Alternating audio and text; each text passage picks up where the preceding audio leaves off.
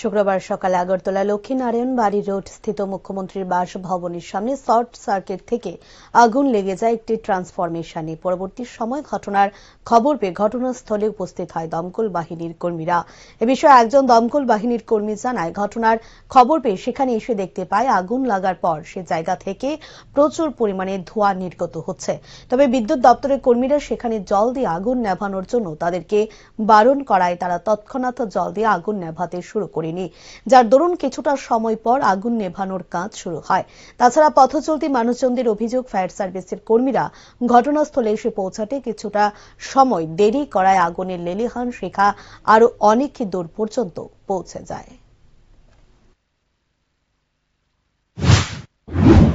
আমরা তো এখানে এসে দেখছি প্রচন্ড ধোঁয়া বেরিয়েছে, বড় ধরনের আগুন বেরিয়েছে না, প্রচন্ড ধোঁয়া, ভিতরে আগুন জ্বলছে। কয়টায় খবর পাইছেন, কয়টায় আইছেন? আমরা প্রায় ধরুন 8:25 খবর পাই, আমরা সঙ্গে সঙ্গে বেরিয়ে গায়ে কি দেখছেন এখানে? আয়া দেখি এই যে ইলেকট্রিক ডিপার্টমেন্টের একটা এই যে মারুতি গাড়ি এখানে দাঁড়ানো আছে চকম নিয়ে, জিজ্ঞাসা করলাম, তারা জল দিতে না করছে। জল দেওয়া যেতে না মেশিনটাতে, আমরা তার কোম্পানির লোক না, তার সঙ্গে তারা যোগাযোগ করছে। এরপরে তারপরে দিতে প্রচন্ড এখানে মেইন রোডের উপরে সিএম এর বাড়ির সামনে আছে একটা ট্রান্সমিটার সঙ্গে আছে, এই কারণে আমরা CO2 গ্যাস ব্যবহার করছি। যেহেতু কাভার স্টিল কাভার ব্লক আছে, গ্যাস ভিতরে ঢুকে না, যার কারণে ভিতরে আগুন নিবানো সম্ভব না। যেহেতু গ্যাসটা বাইরেই থাকতেছে, তখন তারা কিছুক্ষণ আগে তারা কোম্পানির লোকজন এটা কাভার জল খুলছে, তখন আমরা এখানে জল এসে ভিতরে রাবারটাই নিয়ে।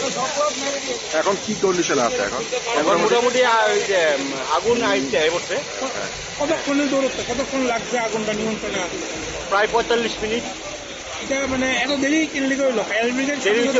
বক্সটা বন্ধ আছিল, লক করা আছিল, বক্সটা খোলা গেছে না, কোম্পানির লোক খোলার পরে আমরা ভিতরে জল দিচ্ছি। না করতে গেলে আপনার জল দেওয়া ডিপার্টমেন্টের স্টাফই না করে, এখানে জল দিয়ে না মেশিনের ভিতরে তারা কোনো টেকনিক্যালি ব্যাপার আছে।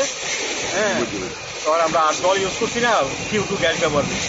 গ্যাসে কাভার হচ্ছে, গ্যাসের ভিতরে ঢুকে না। ভিতরে ঢুকতে না।